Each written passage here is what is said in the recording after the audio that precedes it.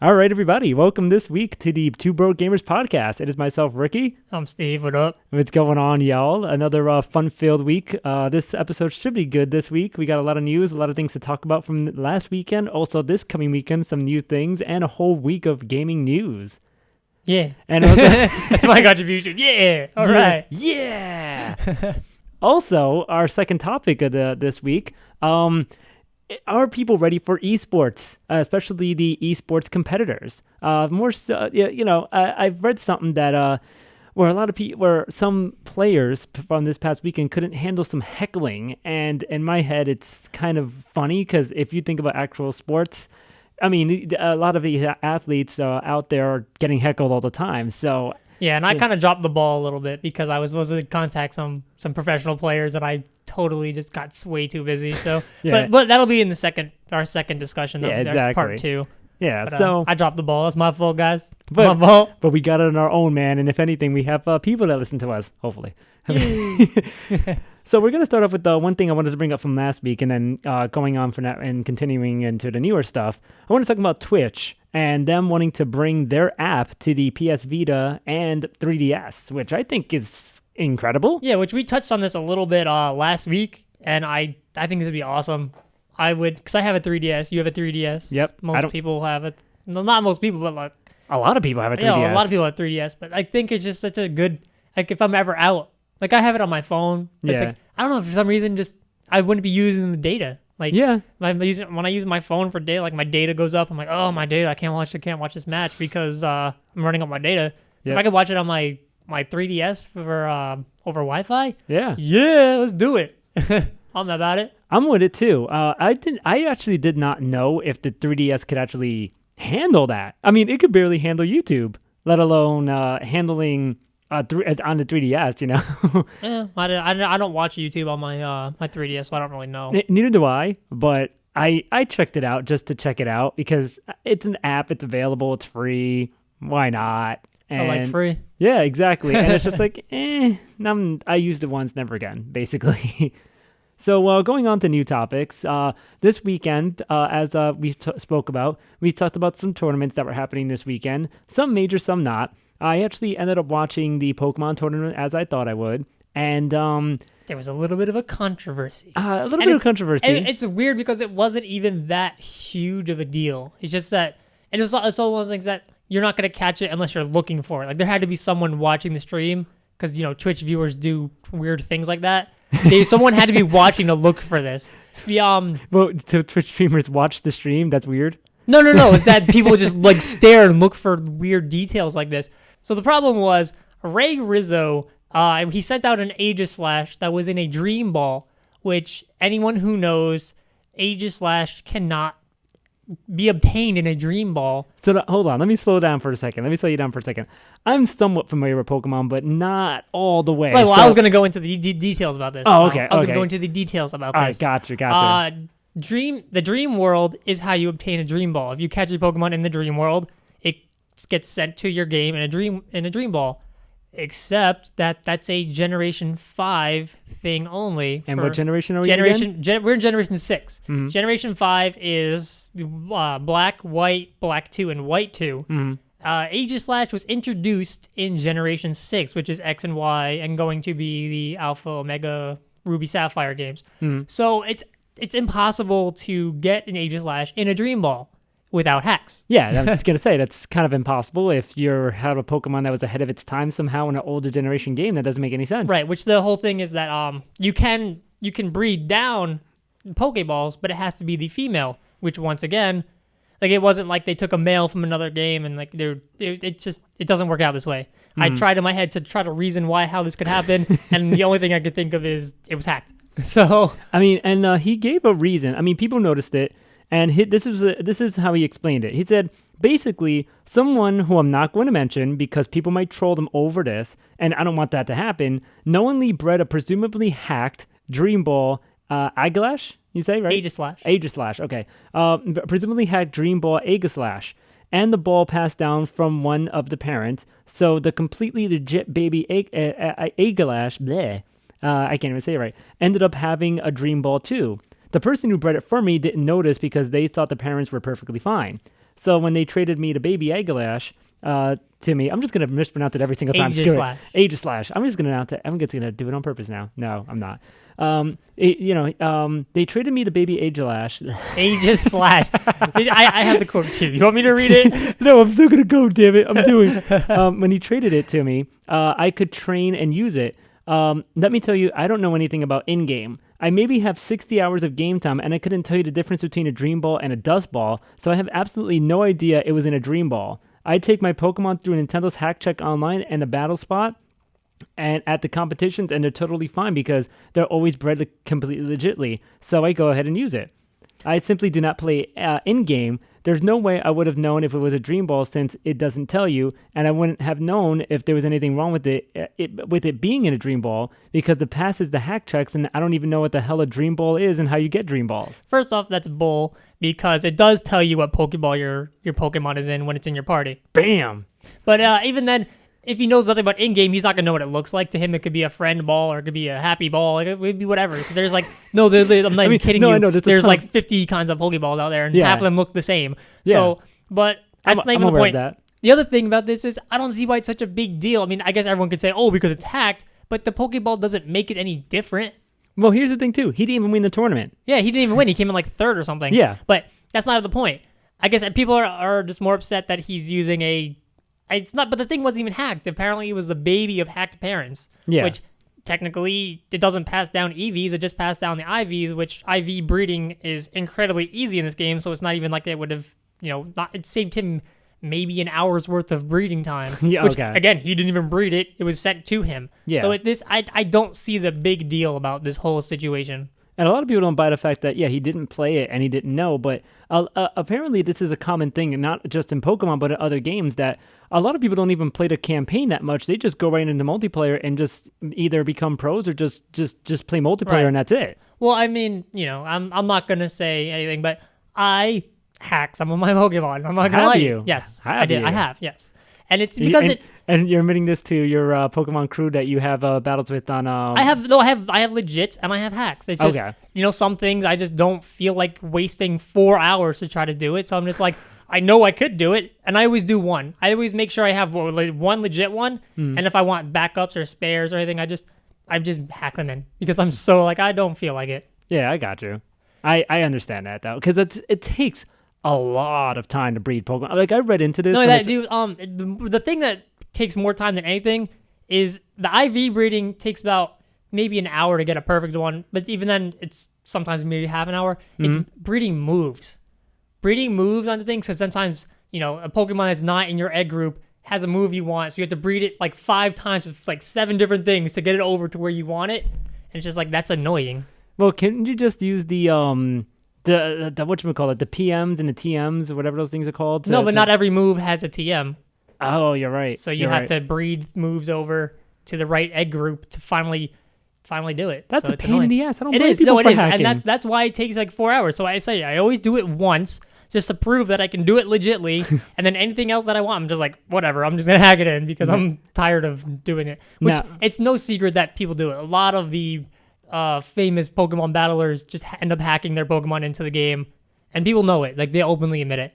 Yeah. Or it's PokeGen or PokeSav, depending on which program you use. Now, that's not really a big thing in any competition. Like your tournament, like the by the rules you play, I already forgot what it's called again. Smogon. The Smogon rules. Is it that big of a deal in that type of thing? Smogon, actually, almost everyone who plays Smogon rules hacks their things in. Oh. It says Gen 5. Gen 5 was really bad for it. Like, Gen 5 was where most of the hacking came in. Gotcha. I actually don't even know how to really hack into Gen 6. Because the people who made PokeGen, which is the more common hacking thing, it's not really hacking. It's like you create a Pokemon on your computer and you send it to your game. Yeah. But like through Action Replay, which is a cheat device. But anyway, but they don't have PokeGen for Gen 6. The guy who made it said, I'm stopping at Gen 5. You're on your own for Gen 6. So maybe someone created one. I just haven't found it. I don't know. This has to be out there, definitely. Speaking of Pokemon news, though, some new tidbits of the newer Pokemon game of re-releases and another re-release news. Do you remember the Pokemon trading card game that actually came out? Yes, I do. The Game Boy Color. It was always funny to me when it came out in the first time because it was like it's the Game Boy game of a trading card game that is in real life but in the game. It was so strange, but it worked out. It was very popular. Well, I myself, I was never really big into the card game. Yeah. I liked collecting the cards. That Me was too. fun. I did, But, yeah. no, my friend, he was much more into the actual playing of the game. And he actually said that he had the Game Boy game. And he said it was way more fun than actually playing Pokemon. I'm like, I think you're lying, but that's something else. Yeah. So, but he enjoyed it. So that's his own opinion. How old school this is? It came out for the Game Boy Color. But why I'm bringing it up is the fact that it's coming out on a 3DS eShop, but for Europe. Whether it's going to be coming out in the States or in Japan, if it even is, I don't even remember if it came out in Japan. It most likely did. But whether it's going to come out for either one of those nations is still to come. But that's a start. And plus, it'll be the first, I believe, the first Pokemon game that came out as a download for the Virtual Console. Yeah, probably. I haven't, because I haven't heard anything about Red or Blue or anything. So No, like they haven't been released. A lot of people have been asking for them just cause. But it would make sense. I think if you released Red and Blue for the Virtual Console, my God, they would sell. oh yeah, but Red and Blue, everyone's a golden child, which Yeah. I look back on, I'm like, wow, Gen 1 kind of sucked. yeah, it did. I just covered my head because I'm pretty sure I'm gonna get stones thrown at me. But compared to I like Generation 2 the best, Gold and Silver. But the art was so bad. Like half the Pokemon don't even look like that anymore. Like really? Yeah, like Fat Pikachu. Yeah, that's Fat a big Pikachu. thing. Like it just when you look, just go back to go to Cerebi.net and look at the Generation 1 Pokedex, and you're like, wow, none of these things look like how they look now. Like I don't know. I do like them, but the art design hasn't aged well. It really has not. I mean, then again, too, it was on a Game Boy. It's just 8-bit drawing. And even if you could have color, there was a very limited color scheme before it was Game Boy Color. I don't know. Gold and Silver did a pretty good job depicting them. Well, you know why too? Because that was full color. That was full color game. Wasn't also 16-bit. It was no, I believe so because it came out for the Game Boy Color. Yeah. It was full color. Like it wasn't like the 4 shades of color if you had changed it from Game Boy to Game Boy Color or Super Game Boy if you want to throw it that way. But it was in full color and in music when it was very much improved. I did like those too. That was actually the Gen 2 was the last one I actually played before I played the newer generation of Pokemon. Generation 2 was my favorite. I really liked that. I played the Japanese one, so that's how like because I was really into Pokemon. I was like, okay, that was it for me. But hopefully those will come out one day, and maybe there'll be a feature where, like they kind of did with Banjo-Kazooie for like the Xbox, and when they had the newer one, where you can kind of transfer. I mean, I don't even know if that's even making sense at this point because I know you could probably still get all the Pokemon from Gen 5 and 6 into Gen 6 and whatnot. Well, they have the Pokemon Bank and everything. So. Yeah. So, but I mean, to get the originals, and then I don't know, maybe that could work out that way if people wanted to actually play the original games and transfer to their newer generations. Yeah, because I have I'm still lucky enough to have a working Game Boy. I have a working Game Boy Color and I have a working Game Boy SP Advance, so I can still play my old cartridges. But I know people who are like, "Oh, I can't play them anymore because I don't have a working one." Well, because there's no Game Boy slot on the DS. So. Yeah. Well, on the there was only a Game Boy Advance slot. Yes, it was. Yeah, you're right. So you still couldn't play it. No. But I myself still have a working Game Boy. I have the green screen one. That's how old school I go. That's because we're gamers and we take care of our stuff. Mine still I take works. care of my games. Yeah, like all of my stuff. So my Super Nintendo, to throw it off a little off topic, I don't get how everybody's Super Nintendo is like this tinted tan color. I don't get that. Like my Super Nintendo's still white. Not that I clean it all the time. It's got a little like dirt on it, but like it's not this tan that people have. I don't even know how that happens. Like I don't know. I guess some people just don't dust it off, so it just collects dust, and the dust ends up just like settling in. Yeah, it's so strange. Like even the my Super Nintendo's actually in better shape than the Super Nintendo at Nintendo World, and I was there. I was like, why? What is this? Like really? Yeah, like my Nintendo 64 is in perfect working condition. I never have to like throw it around. Like I know people who are like have to bang on it to get it to work. The one we have here is like taped together. It's crazy. But the controllers are shot to shit. They really are. And some of my controllers are still working. Yeah, but the stick. That's Oh the no, real, the stick it's loose. Like you hold it sideways and the stick's like falling off. yeah, Like, eh. exactly. But that's just because that's wear and tear. Yeah. One more thing on Pokemon though. The newer Pokemon releases, as we were talking about, Omega Ruby and Alpha Sapphire, is going to have not only just Street Pass features, just like the X and Y, it's also going to have secret bases, Which I loved. which I have no idea because I never played that generation. So what are the secret bases? Basically you get a move that's completely useless in battle because it does like 4 damage, and you're like, this is stupid. But it's hidden. No, not hidden power. It was some move. I can't remember what the hell it is, but it's like you used it near a tree or a rock, and like a vine came down from the tree, or like the rock exploded, and you're able to go inside, and you made a base. It was like the first Pokemon game where you had like a little house of your own. Because I know every Pokemon game you have your mother's house, you live in the room, but like you can't really customize those. This was the first game where you could actually like customize it. Like you could throw Pokédolls on the floor and mats and have a tent up, and you can have all kinds. It was like really awesome. Yeah, it looks like an Animal Crossing slash Pokemon type of thing. It's really kind of cool actually. It looks like a pretty cool feature. Right. So on the Game Boy Advance, you're looking at it from bird's eye view, and you're running around like, this is so cool. And I was also like, 12 or something. So I was having the best time like playing with it and, customizing it. But now you're going to have it in like 3D. It's going to be so awesome. I can't wait. So now going up to Secret power. That was it. Oh, okay. Because hidden power is actually useful because it changes types depending on your IV spread and all that stuff. But secret power was the stupidest move. It, like if you ever tried to use it in battle, it was dumb. It didn't do it. I don't even know what it did. It was stupid. So I always had like one Pokemon who just sat in my box whenever I wanted to change bases. And I would just be like, he knew secret power. So I'm like, hey, you're in my party for 5 seconds. I like that tree right there. Secret power. And climb the vines and find out like it's like the worst base line because they're all different. They're set up differently. Like it's a floor pattern, I guess. So sometimes they were cut off by like a hole that you couldn't fill, and you're like, well, that's dumb. So you had to go find a better one. So I had to carry this little nugget around with me. I think it was a C dot, the little nugget. So other things that happened this past weekend, because we started off with tournaments. So I did check out the Pokemon tournament. Now, I couldn't watch all of it. I mean, as fun as a Pokemon was to play, to watch it competitively is not really that fun. It's kind of slow and kind of like I understood what was going on, but it wasn't really that exciting to me at all. Because it's not. It's not. If you're, let me get that real. If you're playing it, it's a lot more fun if you're in the battle, if you're the one who has to make the predictions or not. But watching it, it's a little different. I mean, unless I watch a lot of people on YouTube. I watch MBZ, I watch Elo, I watch Shofu on. I watch all of them on YouTube because they make it interesting with their commentary. If they weren't commentating on it, if they were just like a battle with music, I'd be like, this is stupid. Yeah, that's true. Even the commentating was kind of like it was insightful, but it still wasn't just it didn't stick to me. I couldn't continue to watch it the whole time. The guys I watch on YouTube, they're funny. Like they say funny things when something happens, and it's just like crits that like, of course I would get it. Of course they would crit me. Like I would live with 5%. I calculated it, but he crit me, and that sucks because I lose the match because of that. Like oh. Like no, I just there's a difference between someone commentating and then just watching a battle. True. So another tournament that happened as well with this past weekend was Kings of Cali. Slightly interesting, only for the fact that I've said it a couple of times on a couple of occasions on this show. I've been saying for the last couple of weeks about the time it takes for these tournaments to happen.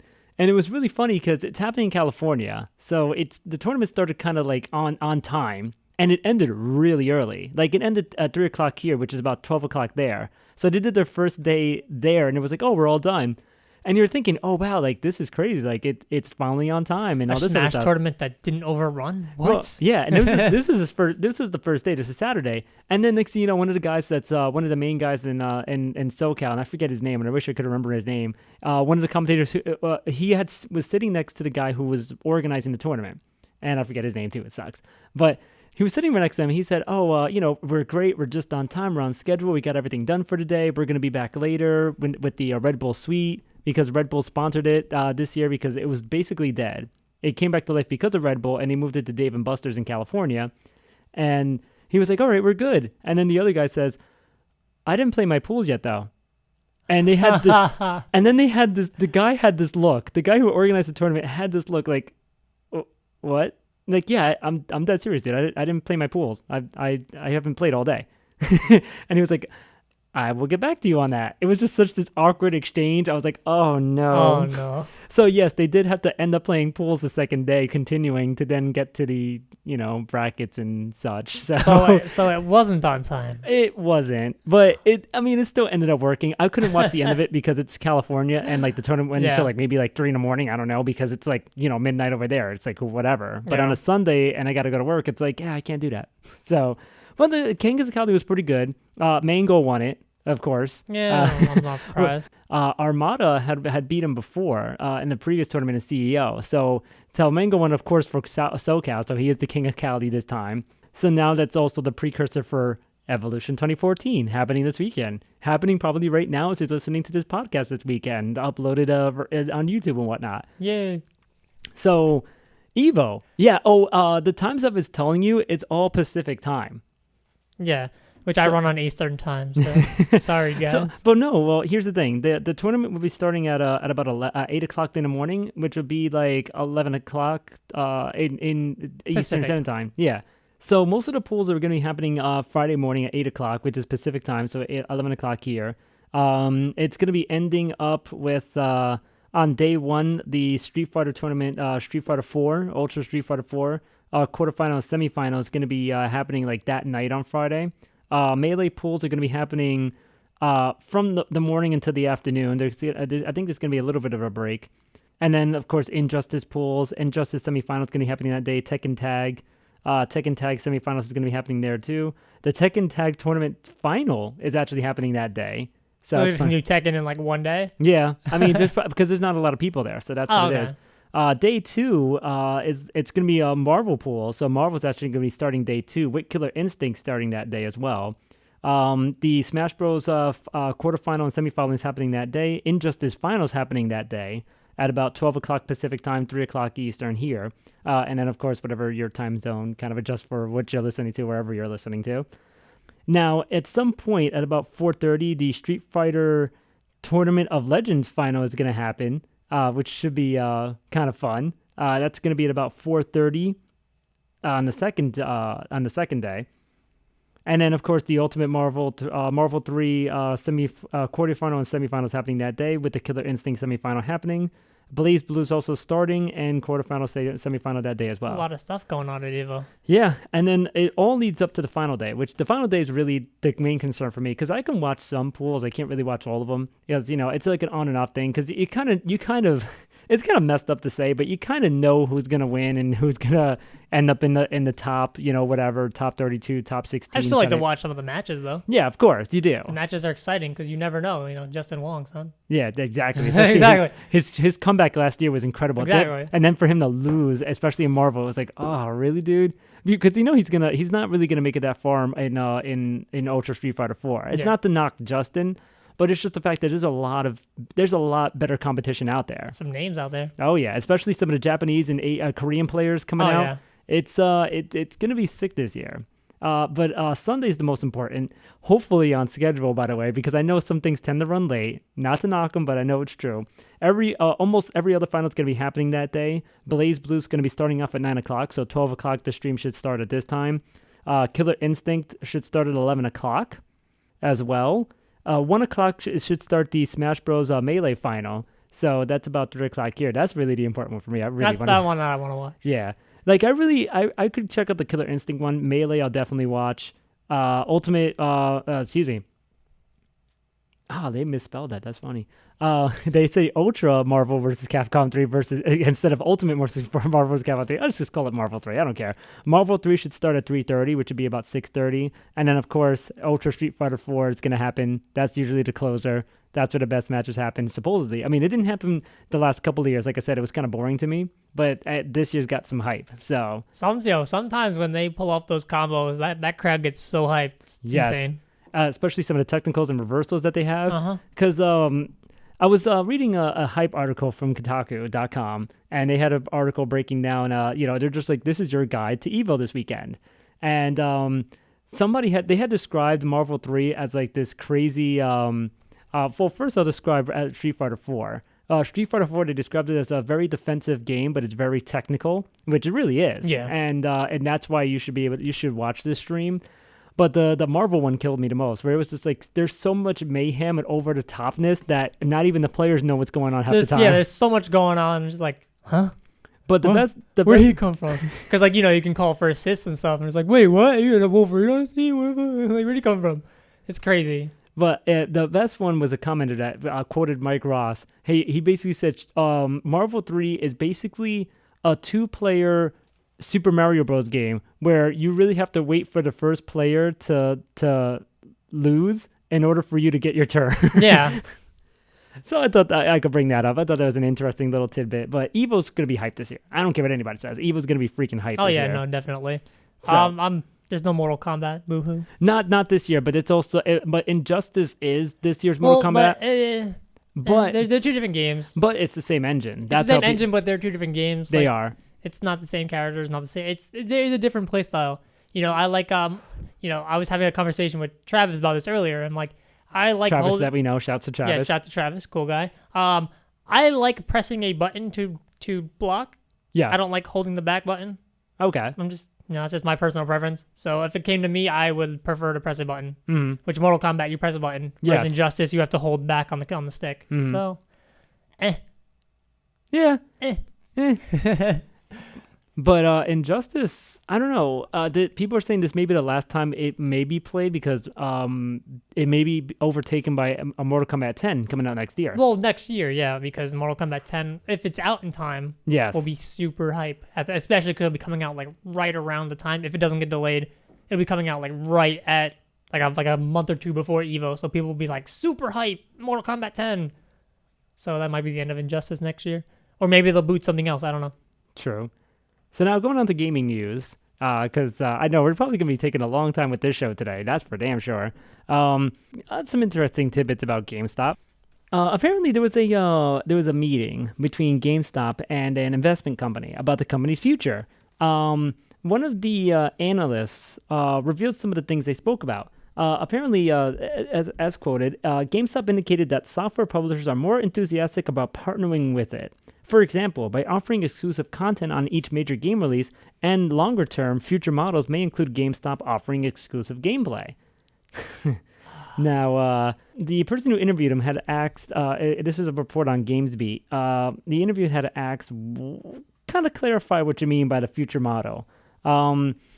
The person then added, it was the retailer's thinking about getting involved at the time of game development, where there could be some content exclusive to the retailer included in the game. So that would anger me. That's my reaction. That would anger me.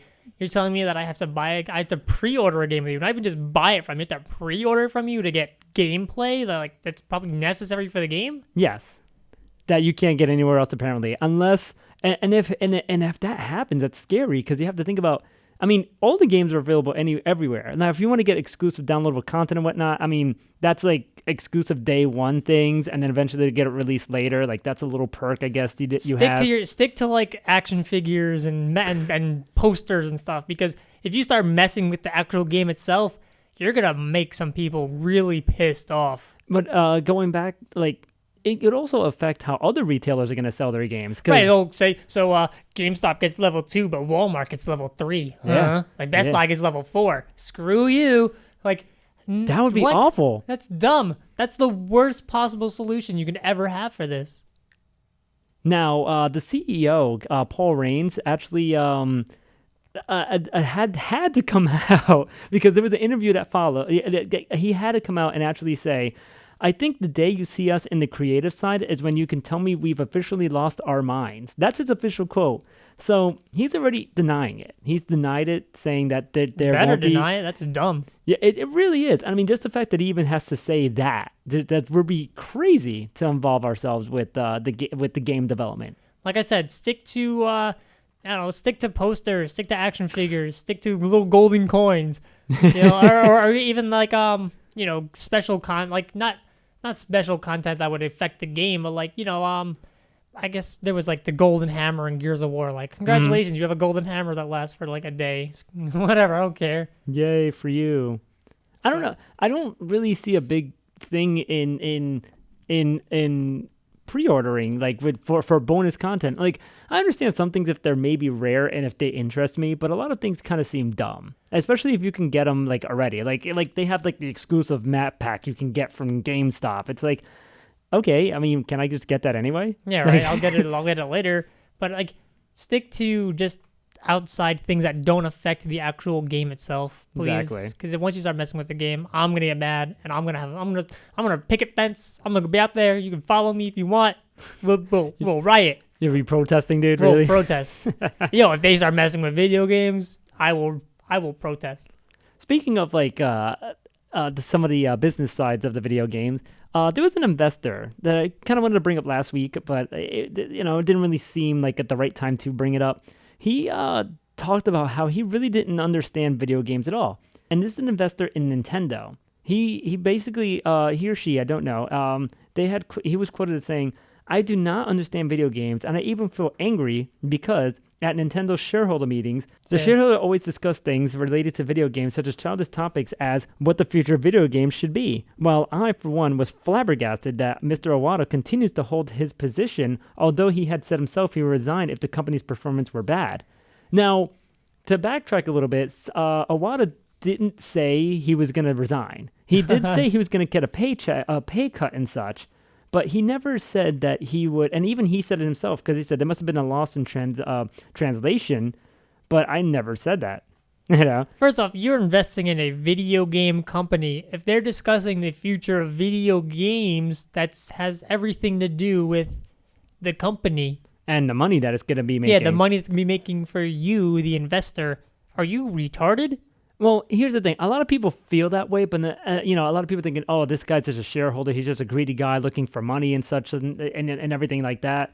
But there has to be another side to it where investors do want to find out about some of the money, but also maybe care about the actual the industry itself. Because if not, then why are you wasting your time just investing in one company, just trying to leech money off of it and trying to tell it what to do by getting. Because, I mean, some of the investors in the company have suggested could go mobile and to do this and to do that. And why isn't Nintendo doing this to try to maximize profit when Nintendo really sees like a one-track way of making video games, which is their way?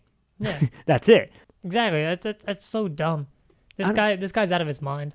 I mean, I don't know. He invested in it. It's his cause. It's his fault. It's one thing, like, if I invest in, paint, I know nothing about paint. But I'm like, oh, why are they talking about paint at this meeting, the shareholders meeting? I don't want to talk about paint. I want to talk about making money. Well, guess what? You're talking about making money by talking about paint. That's true.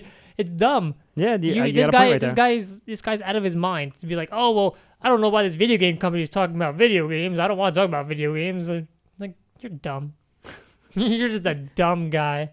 You know what? You got a point right there. You're absolutely right on that. Also, something that was brought up at the shareholders meeting, Miymoto had talked about how a lot of people were referring to the new Zelda as an open world type of thing, where he doesn't like the term open world because it kind of brings into the same realm of like adventure. Not that. It's like he doesn't make it, but they use that term to make it easier for consumers to understand. But really, the world is large and it's vast. He didn't want to make it complex for some of the for people, but he did want to make it like a term that everybody knows, like open world, like, oh, it's gonna be big, that type of deal. But really, it's a term that he really didn't want to use, but it's something that it's what it is. It's not that it's open world. It's just a vast world that really it's something new to look forward to besides the possible multiplayer and other things that the new Zelda will bring. Well, I mean, are you going to be on like a track? Are you going to be able to only go on certain roads? Can you go off to the side? Because to me, open world means that, if I don't want to go to the next city right away, I can go off to the side and do some stuff. Are we going to be on a straight quest? No, Zelda's actually like that, the newer one. And it's just like... the last one that just came out on the 3DS, A Link Between Worlds, where once you hit a certain point in the game, you can do whatever you want. You could do whatever dungeon. So that's dungeon. open world. Yeah. So why would you not call it open world? I think, to me, I'm more inclined to play open world as opposed to linear, you must do this to keep moving on. Yeah. Not only that, maybe he's thinking open worlds getting too associated with some of the more violent games, I guess you could say, like GTA or something like that. You know? Skyrim. Like, I don't know. I still like the term open world. It intrigues me more than linear gameplay. Well, but then again, the new Zelda's not linear. It's still open, but it's big, but it's not an open world type of thing. I don't know. It was just a weird thing. Like, to me, all right, like, Pokemon to me is a linear gameplay. Yes. You can't go to Route 16 unless you've been to Route 15 first. Yeah. You know? So, all right, cool. I'll go to Route 15, then I'll go to Route 16. And you can't go like to that big city. You can't go to the top part of it because there's a power outage. Yeah. Oh, yeah, guys, you're in the city, but you can't go to that side because there's a fat guy in the way. Like, okay. So, Pokemon is very linear. You have to go from place to place. Whereas I don't know, I like games better where you could skip around and then go back to what you're doing. Like Skyrim, I completed the Brotherhood and the Thieves Guild before I even finished the game. So, yay. It's just more fun for me. So also a little tidbit on Zelda, a little bit more. There was a little bit of a tease of the they're going to have a new game for the Wii U besides Hyrule Warriors and besides the new Zelda next year. They were talking about a new one for the 3DS that they haven't announced yet, but it's something to look forward to, and that's an actual quote. So something to expect for the 3DS. Cool. Speaking of Zelda, the newer one, Hyrule Warriors, it's ending up to look like Skyward Sword 2. And Skyward Sword 2 and Twilight Princess 2. Like, it's such a strange combo. You don't like. I know you don't. I know you don't like the Dragon Warrior games or whatnot. But it's not even that. It's just I just never got into the Dynasty Warrior type games. Yeah, Dynasty Warriors. But even Dragon then, Warriors. Skyward Sword wasn't the best game ever. It was. Skyward Sword was pretty good. It It was a pretty good game for what it was. But the problem was it took too long to explain everything. Yeah. The game was very slow. But the only other part I didn't like about Skyward Sword was the fact that you had to visit the same dungeons a few times to beat them. It was strange. But with the amount of space that it had to work with, you could have made a better game, honestly. Bomb bowling. Bomb bowling was actually pretty cool, though. Bomb bowling was stupid. Bomb bowling was the coolest part of that game. Bomb bowling. And what do I mean by that? That the combination of games, the introduction of characters like Zant from Twilight Princess and Midna, the introduction of Zant and Midna, and also Fee and the Garahing, I can never say his name. He's another enemy from Skyward Sword. He was the guy that ended up working with the Demise, I guess, but that's minor spoilers, nothing really major. Fee is Navi 2.0. Oh God, that was, you know what? Hey, listen. That was a big. I tried to black out Fee. That's how bad she was. That's why I don't like Navi. She made Navi tolerable. That's how bad Fee was. Hey, listen. I mean, it was very much ingrained in your head as a child. Like, yeah, this is kind of cool. And then after a few years, like, okay, you know what? You're getting annoying. Can you stop, please? Look, it's a fish. Hey, listen. Like, go away. It's so stupid. Hey, look, it's an enemy for the 17th time you've seen it. Yes. Like, shut up, Navi. No, and then another thing. Now we're going on a Skyward Sword rant now. Now you're making me realize how bad it was? It was decent, but I do hate every time you started up a game and you got a rupee. Hey, you got 1 rupee. Don't spend it all in one place. Hey, you got 5 rupees. Whatever the hell it said after that. It's like, why do I have to get reminded of what I just collected? I've collected it through the whole game. I've played this game for like 8 hours already. Why am I getting told that I'm collecting a rupee? Yes. Like, that was so dumb. Exactly. It's like video games for idiots. That's what it was. I don't even know why. Which that's not just Skyward Sword. That's like all games these days. It's just I can't tell you when Pokemon Red and Blue, you had like your one introduction scene with Professor Oak, and that was it. Go have fun. You learn the game by yourself. This game X and Y, you are still every city you have an interruption. I'm like, go the fuck away. You know what, though? There was a video channel on YouTube. Of course, a video channel. There's a channel on YouTube, and I forget what it was called, and I really would love to link it. They broke down the first stage of Super Mario Bros. And how perfectly laid out it is for you to figure out. Like, it didn't need any introduction. It didn't need any words. You didn't even need the manual. It basically started off with your character is basically, like they even talked about later in the game, where Mario moves to the center and the screen moves. But Mario's all the way set to the left, facing right. Obviously, you're going to be going right. Right, which I want everyone who's go watch Egoraptor sequelitis about Mega Man, and you will know exactly what I'm talking about. It's just nowadays video games is like, oh, press A here, as if I didn't see. Wow, there's a big button. What do I do? Do I look at it? Is it like, no, you press A. I think I would have figured that out.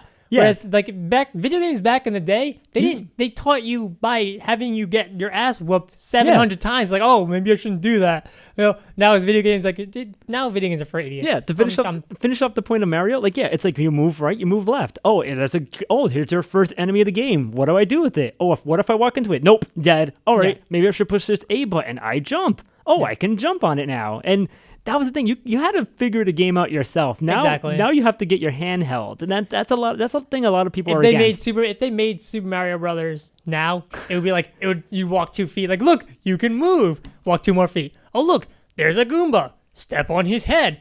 Press A to jump. Step on his head. Like, step on the turtles twice. Like, oh wow, well, I want to figure that out. DLC share on Facebook. No, I'm so done. Video games nutties. Please, video game makers, stop.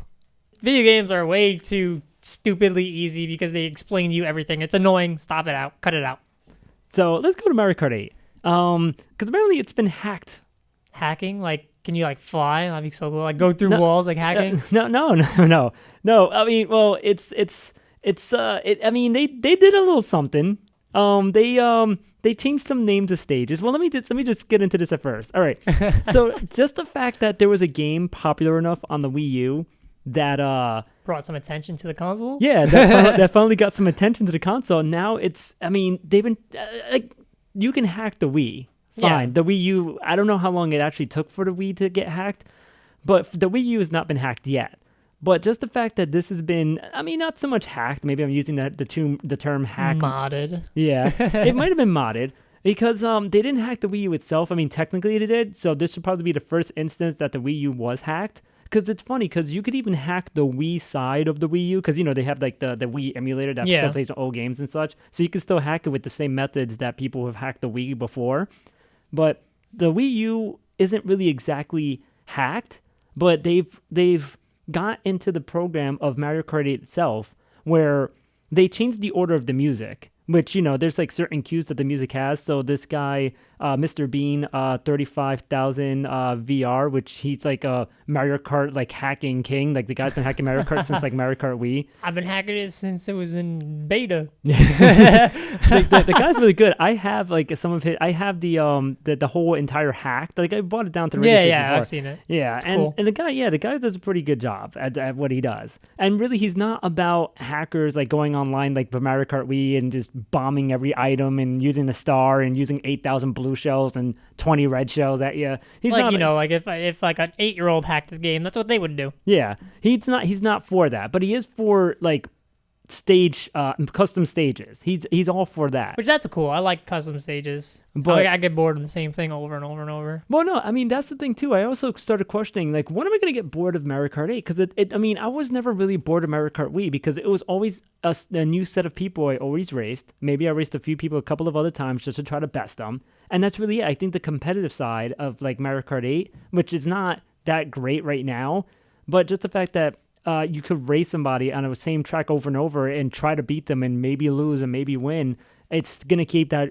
It's gonna drive that game for a little while longer, honestly. Cool. But what these guys have done, Mr. Bean and maybe some other players as well, I don't know what exactly they did, and he's not releasing it yet, and he has his reasons for that.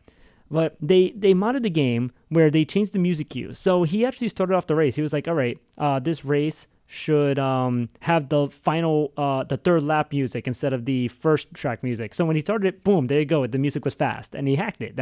He's basically got the game going like that. So then he tried another mod where they were like, all right, let's rename a course. So he renamed Moo Moo Meadows Hello. Hello. So, yeah. What map are we going to do? Hello. Yeah. That's not what I asked. Hello.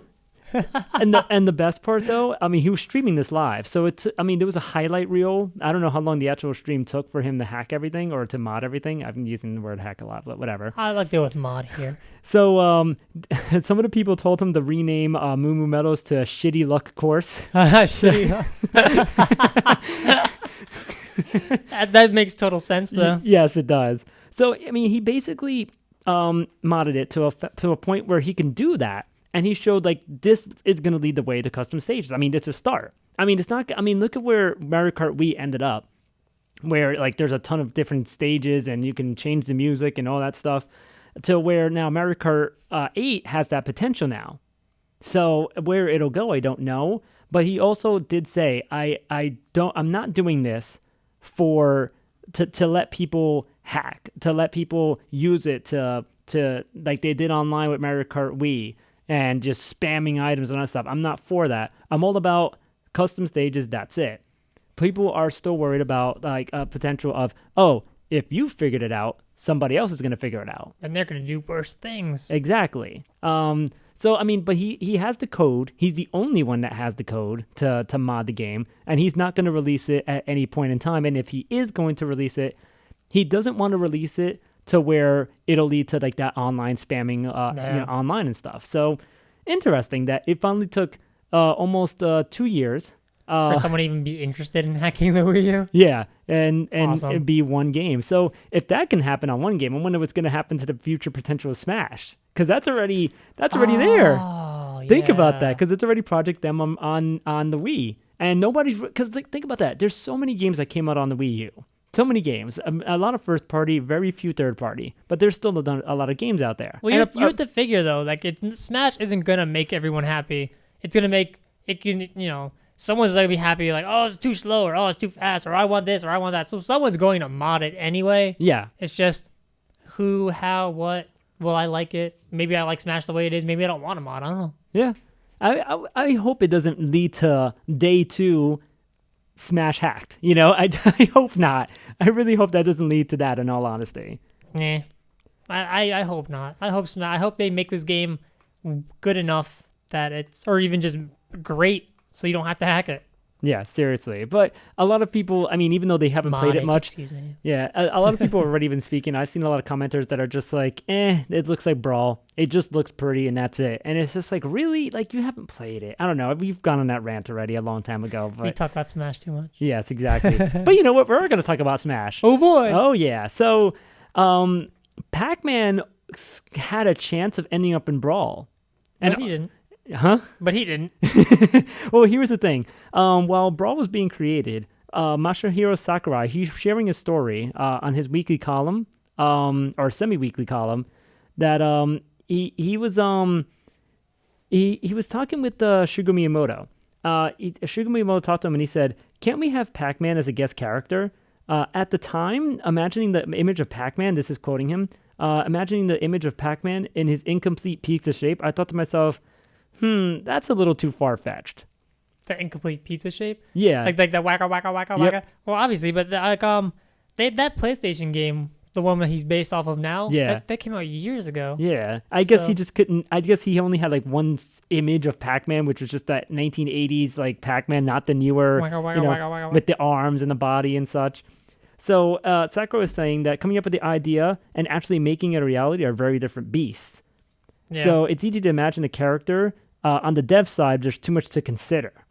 So it was just too many opportunities. There was too many factors that at the time just didn't really make sense to him. Like this is his mindset: how to give the character their own individuality as a fighter, how they'll move, should the game system maintain a consistent form or not, what other fighters are there, and how will the new character differ in strategy? Does the new idea fit with the original game? Most importantly, is it entertaining? Yeah, it's definitely an interesting quote. You definitely have to consider that. A lot of things in Melee where there were so many copycat characters that people were like, well, why play this one when you got that one? It's a little bit better version of that one. It's the exact same character. And Dr. Mario, Fox and Falco were exactly the same. Ganondorf was a slower, more powerful version of Captain Falcon. Like you had so many copycats. It was ridiculous. Melee was super copycats. Like there weren't that many. Melee was incredibly copycat. Yeah, I mean there weren't too many. Pichu and Pikachu, except that Pichu was stupid and hurt itself. So so many copycats in that game. Brawl had a few too, but I think it was mostly the space animals. And that Space was animals. that They did a good. They changed up Falco, which was pretty good. yeah. So, but the Landmaster and they're all their freaking Landmasters were annoying. You could at least give them separate things. Yeah, that was really dumb. To end up that quote though from Sakurai, he said, "You never know what's going to happen in this world." Obviously referring to Bandai Namco working on the game. He said, "I'll keep my mouth shut." That's a good idea. Yeah. No. Just have to be original. Definitely. Sorry, this is off topic, but I just saw a picture from a commenter, and they said, "What if they added this Pac-Man? It is a picture of Manny Pacquiao." Manny Pac, yeah. He would. They did. It's a little Mac. Yeah.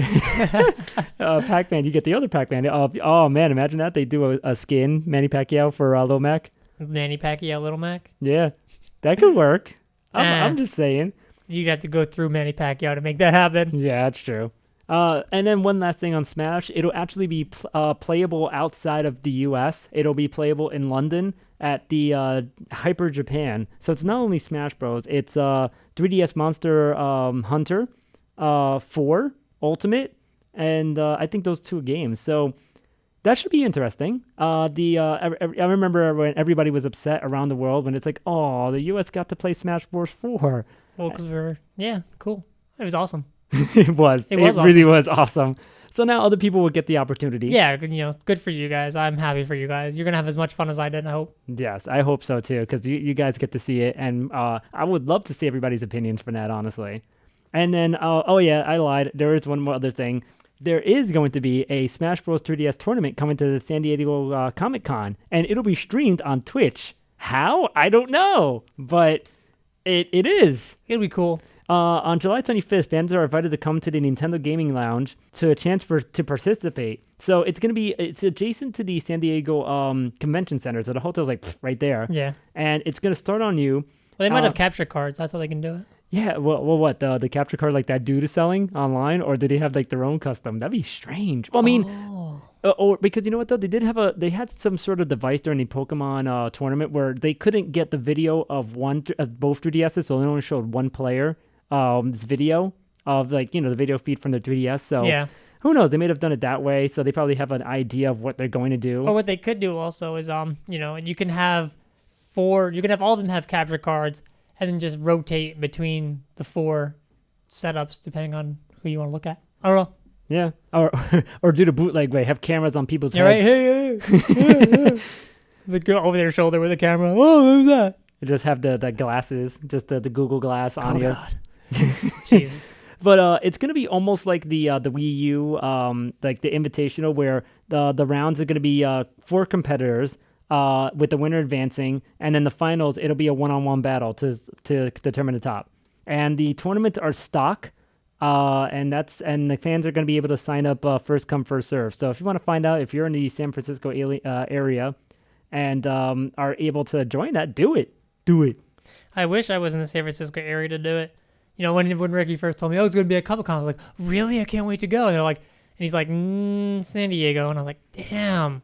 That New York Comic-Con, though. Yeah. Who knows if we're going to... I hope you get it in New York Comic-Con. Or anywhere. I mean, honestly. People will travel for Comic-Con, so why not? That would be awesome. Yep. So now, some tidbits, because we're going long. Screw it. Oculus has to stop selling... the Oculus Rift in China because people are reselling it. so yeah, that should be fun. That's a little mention there. Samsung and the Oculus developed a virtual reality headset is probably going to come out this year. It's a rumor that it's going to be coming out, so who knows? So finally, that'll be on the market, and maybe we'll see how finally virtual reality will perform. I just hope it doesn't become like a drug. I could see virtual reality becoming like a drug to some people. Like you just get so addicted to doing it because it's different that you just never stop. Or you depend on it. Like I don't know, I could see it. I don't know. I just have this weird kind of I don't know if I put this, some weird feeling that it's just going to become so addicting to some people that it's like you'll need like in the future you'll find like Oculus Rift rehab or like virtual reality rehab. Like what? I don't know. I don't know if virtual reality it might catch on. Who knows? But I don't think it'll be like that big of a thing where it's going to be too major where people are going to have to need some sort of recovery. It's probably just going to be regular old gaming, except first person viewing. No, exactly. I feel like some people might get over like, I don't know, they just might get so addicted to having the feeling of being in a video game that they're going to have like rehab because they're going to get so addicted to it. Unless they have like a Second Life, like the Second Well, Life. exactly. If they do Second Life, the video game on the Oculus, that would be sad. Yeah. But it probably would like close some people into the other lives. Like screw my first life, I like my second life. Screw my real life, I want to be here. Like it's just I don't know. I just hope people don't get addicted to virtual reality gaming. Just like it's bad enough to be addicted to gaming in the first place. Yeah. Go outside. Take a break. Turn this off. Go outside and then watch our second part. There's a reason. There's a reason Nintendo has to do their go outside once in a while. Take a break. You've been playing too long, dude. Yeah. I know when I play Fire Emblem on my 3DS, if I've been playing for more than like 2 hours, they're like, "Hey, you're still playing? Why don't you go outside or something?" Like when you go to the barracks, they're like, "Go outside." Or if it's like late at night, if it's like past midnight, they're like, "Hey, go to sleep."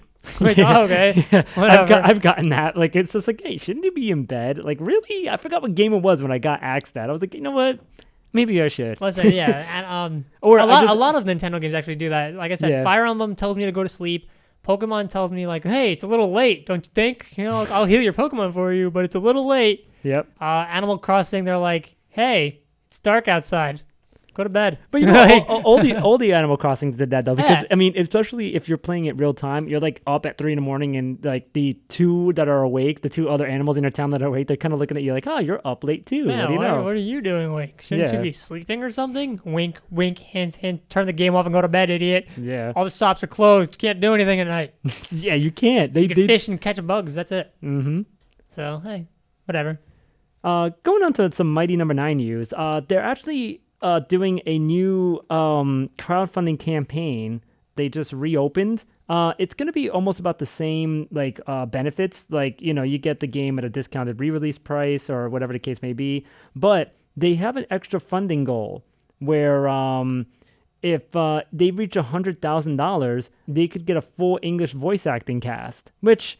I don't know. They already got $4 million. How is it that they need $100,000 more for voice acting? I don't know. I feel weird about that. I don't know. Voice actors want to be paid. Yeah, but couldn't you use the money from before to pay them? Well, maybe this game is more than they thought. Maybe it's going to cost more than they thought to make it. All right. Or maybe because he got so much extra than he wanted, he's like, hey, maybe let me hire a couple more programmers to help me work on this. I see your point of that. I definitely see your point So of maybe that. he overspent to the $4 million and was like, crap, if you want English, we're going to have to pay. Which I'm sure there are people out there who, I bet you there's one guy that's like, yeah, I want full English, have $1 million extra. Like, what? No. That's true. You have a point there. So he's asking for $100,000. I'm pretty sure he'll get that. Mm-hmm. Especially because people want this game so badly.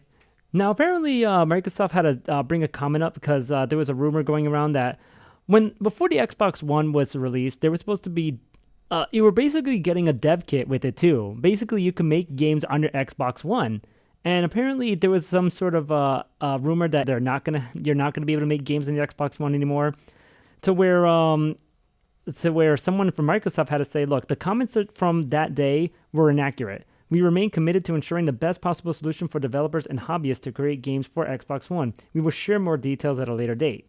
So it's still happening. Who knows when? Yeah, well, it's whenever it's ready. They're not gonna release something to you that's not ready. True. Now, I would hope not. Another Destiny. I had to throw that in there. Destiny. Your pre-hate for Destiny. Watch it be like the greatest game ever. I hope. No, I really hope it is. I have a bunch of friends who are like waiting on this game. I'm like, hey guys, I know you're really waiting for this game, but it's looking pretty good, grim right now. Microsoft is advertising the Xbox One. How they're doing that? On the Xbox Live, it's telling people you can upgrade. They'll give you $75 to upgrade your console. Nice. Which is not bad. And it's I mean, it's so far it's the promo that's going for the US, Canada, and the UK. It's offering its quote very best customers a $75 code if they upgrade. No one really knows the criteria of it. They don't know if it's every single customer, but I mean they're offering it right now on the Xbox Live, and whoever gets it may be able to get it with $75 off, which is not bad, honestly. Maybe. I mean, it's still not enough for me. Yeah, it's still a couple of $100 that'll put me in the pocket in the hole. In all honesty. Yeah, I'll upgrade to the one when I'm ready. I'm just not ready yet. some minor details as well. Alien Isolation, which is the newest game in the Alien game series, is actually going to have a downloadable content where the original cast of aliens going to be in the game, which I think is very interesting. And their original looks, not like now. Not, Well, I don't think I want to see God, I'm blanking on who was even in that movie. Sigourney Weaver. Yeah, I don't want to see a 60-year-old Sigourney Weaver thing. Yeah. It's a pre-order DLC. Pre-order DLC. We talked about it earlier. Oh, I'm so bored and tired of that shit. Yeah. So, who knows? It's a bonus content crew expendable. Players can choose to play as one of the 3 surviving crew members. Only moments after Brett's death at the jaws of the creature. I can't remember that scene. You can play as Ellen Ripley, Dallas, or Parker.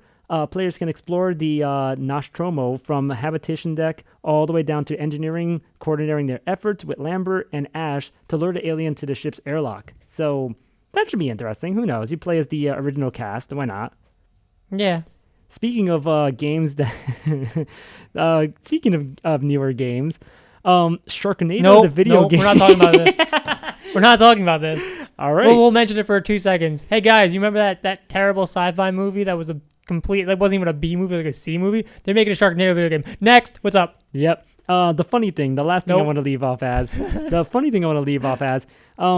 this guy accidentally told the developer of its own game that he pirated the game. By accident. He didn't even mean to. Yeah, which is great. Which, how do you accidentally pirate a game? Yeah, right, exactly. He knew what he was doing. So I accidentally downloaded your game? Illegally? Letting you know. Yeah, just letting you know. Well, this is what happened. He apparently wanted to tweet at this Skullgirls creator because he got a pop-up that only comes up when you're playing an illegal version of the game, which the pop-up basically says, "What is the square root of a fish? Now I'm sad." That's what the message says. So he sent the picture. Here was the best part. He took a screenshot of it. Yeah. Sent it to the guy who one of the people he sent it to the official Skullgirls Twitter, and the response was, "Oh, it means you should probably buy the game instead of pirate it." So, but you know what? They weren't a complete dick about it. They did kind of they talked a little bit. The guy said, "Oh, I have the PS3 version, but he was planning on buying it for Steam soon." But he kind of backpedaled a little bit, but. The guys did have a conversation because he asked them a question about some features that may or may not be added, which they responded with, it may or may not, but nothing's been put on the table, all that other stuff. So kind of interesting, but kind of dumb and kind of funny to kind of tell a creator. I love his result though. Holy shit! I accidentally just told Lab Zero I pirated Skullgirls. That was like the best. That's the best quote of it all. So we'll leave you with that. Our second part of the show won't be as long, we promise. Yeah. We do hope you were entertained by all this, and we do hope you will enjoy EVO this weekend, and of course your other weekends as well. I mean, other things happening this weekend as well. I mean, the World Cup's happening this weekend. Come on now, that's finale should be crazy. We don't need to talk about the World Cup because we're not a sports show. That's another time, but we are sports guys, not gonna lie. Yeah. So we'll see you on the next part, and if you don't listen to the second part, which you better, I'm gonna beat you up. Yeah, we'll find you. We know who you are. We hope. Yeah, maybe. Maybe. So we'll talk to you guys in a moment, all right? See you next break. Peace.